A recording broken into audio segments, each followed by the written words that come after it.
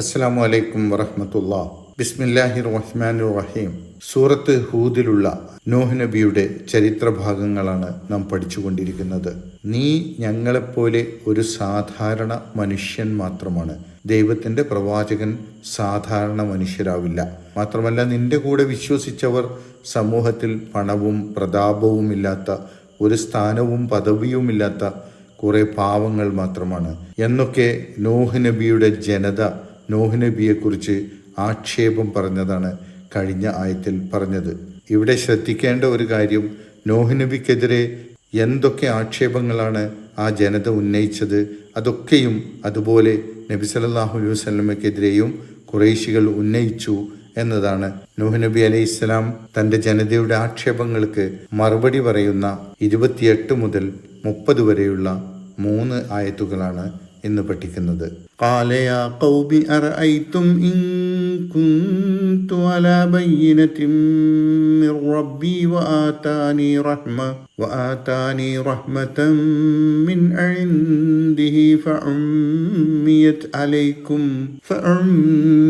عليكم أنلزمكموها وأنتم لها كارهون ويا قوم لا أسألكم عليه مالا إن أجري إلا على الله وما أنا بطارد الذين آمنوا إنهم ملاقو ربهم ولكني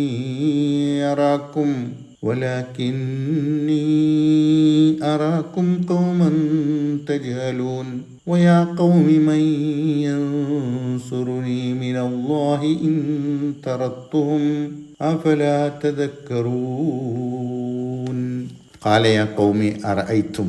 നൂഹ് നബി തൻ്റെ ജനതയോട് പറഞ്ഞു, എൻ്റെ ജനമേ, നിങ്ങൾ ആലോചിച്ചു നോക്കിയിട്ടുണ്ടോ? ഇൻ കുന്തു അലാ ബയ്യിനത്തി മിർ റബ്ബി, ഞാൻ എൻ്റെ റബ്ബിൽ നിന്നുള്ള തെളിവിന്മേൽ നിലകൊള്ളുന്നവനാണെങ്കിലോ എന്ന്. അതായത്, എനിക്ക് എൻ്റെ റബ്ബ് മനുഷ്യൻ എന്ന നിലക്ക് സത്യത്തെക്കുറിച്ച് ചിന്തിക്കാനുള്ള ഉൾക്കാഴ്ചയും പ്രാപഞ്ചിക ദൃഷ്ടാന്തങ്ങളെക്കുറിച്ച് ചിന്തിക്കാനുള്ള സൽബുദ്ധിയും നൽകിയിട്ടുണ്ട് എന്നതുകൊണ്ടാണ് ഞാൻ ഈ സത്യമാർഗത്തിൽ നിലകൊള്ളുന്നത് എന്നതിനെക്കുറിച്ച് നിങ്ങൾ ചിന്തിച്ചിട്ടുണ്ടോ? ഞാൻ എൻ്റെ റബ്ബിൽ നിന്നുള്ള ബയ്യിനത്തിൽ ആണെന്ന കാര്യം നിങ്ങൾ ചിന്തിച്ചിട്ടുണ്ടോ എന്ന് പറഞ്ഞതുകൊണ്ട് അതാണ് ഉദ്ദേശിക്കുന്നത്.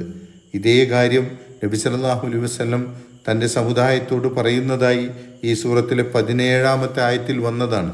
വആതാനി റഹ്മതം മിൻ ഇൻദിഹി, അവൻ്റെ അടുക്കൽ നിന്നുള്ള കാരുണ്യം എനിക്കവൻ നൽകുകയും ചെയ്തിട്ടുണ്ടെങ്കിലോ എന്ന കാര്യവും നിങ്ങൾ ചിന്തിച്ചിട്ടുണ്ടോ? അള്ളാഹു എനിക്ക് നൽകിയ ബയ്യിനത്തിന് പുറമെ, ഉൾക്കാഴ്ചക്ക് പുറമെ, ആ ഉൾക്കാഴ്ചയെ ശക്തിപ്പെടുത്തുന്ന അവൻ്റെ കാരുണ്യവും എനിക്കവൻ നൽകിയിരിക്കുന്നു.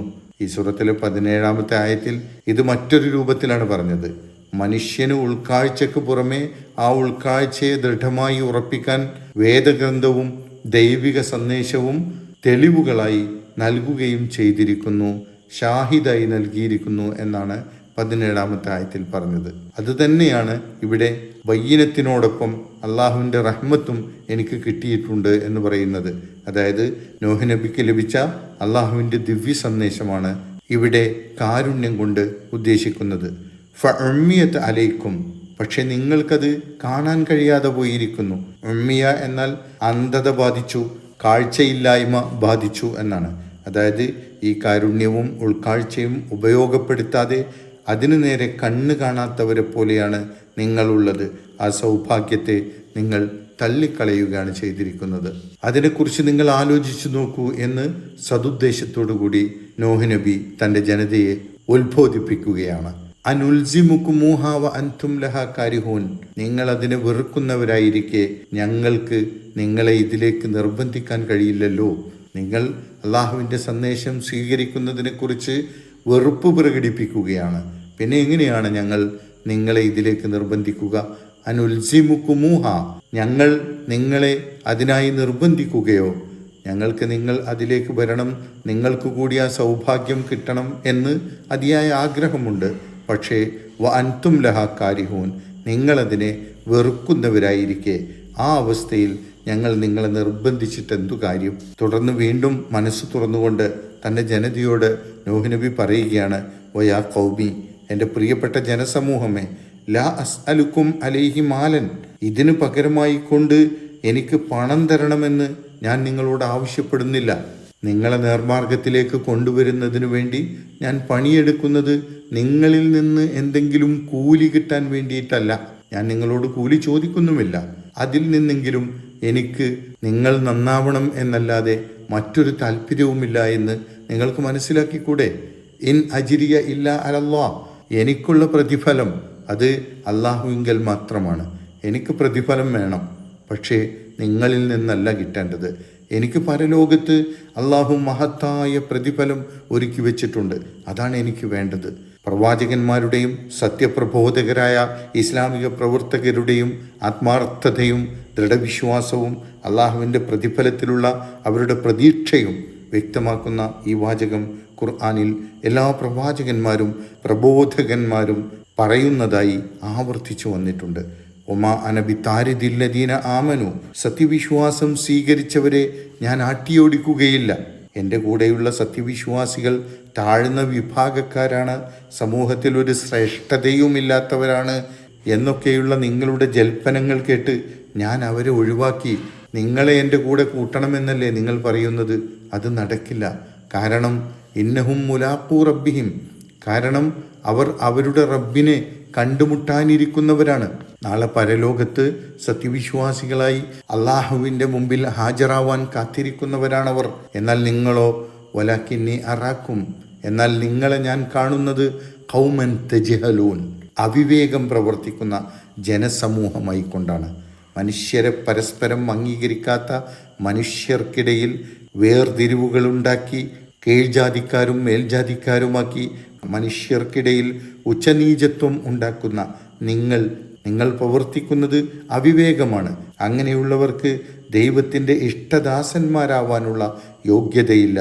എന്നിരിക്കെ വയാ ഖൗമി, എൻ്റെ സമൂഹമേ, മൻ യൻസുറുനീ മിനല്ലാഹി ഇൻ തറത്തുഹും, ഞാൻ എൻ്റെ കൂടെയുള്ള സത്യവിശ്വാസികളെ അകറ്റി നിർത്തിയാൽ, ആട്ടിയോടിച്ചാൽ പിന്നെ അള്ളാഹുവിൽ നിന്ന് എന്നെ രക്ഷിക്കാൻ ആരാണുണ്ടാവുക?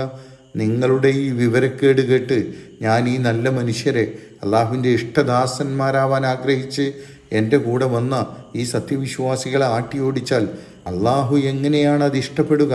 അങ്ങനെ ഞാൻ ചെയ്താൽ അള്ളാഹുവിൻ്റെ കോപത്തിൽ നിന്ന് എന്നെ ആരാണ് രക്ഷിക്കുക? അഫലാ തദക്കറൂൻ, നിങ്ങൾ ഇതൊന്നും ഒട്ടും ആലോചിക്കുന്നില്ലേ? ഈ വക കാര്യങ്ങളെക്കുറിച്ചൊന്നും നിങ്ങൾക്ക് ആലോചിക്കാൻ കഴിയാത്തതെന്തുകൊണ്ട്? തുടർന്ന് ഒരായത്തിൽ കൂടി നൂഹ് നബി അലൈഹിസ്സലാം അദ്ദേഹത്തിൻ്റെ മറുപടി തുടരുന്നുണ്ട്. ഇൻഷാ അല്ലാഹ് അത് നാളെ പഠിക്കാം.